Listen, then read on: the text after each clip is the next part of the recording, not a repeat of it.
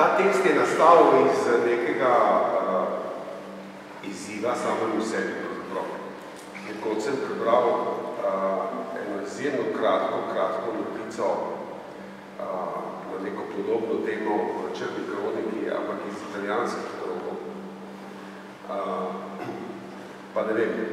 to se zgodi tako kot blisk, ker naenkrat se pred tabo naredi neka zgodba in reče, dobro, napišemo jo. V bistvu,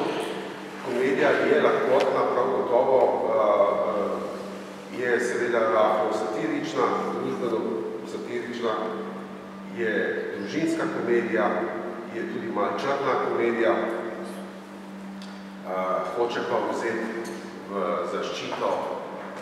prezrto in zasovraženo kategorijo lopov. Ne vem, zakaj bi tako maltretirali, ko imamo med sabo ogromno legalizirani in tu obstaja kategorija neke družine, ki se ukvarja z neko žeprstvom, pravzaprav prvič v življenju probajo veliki domet, da bi to ratalo, to seveda propade, ampak seveda prinese pa v družino ogromno nasprotnih protislovi, vidi se pravzaprav, meni se zdi, da žari iz tega ven neka ekstremna provincialnost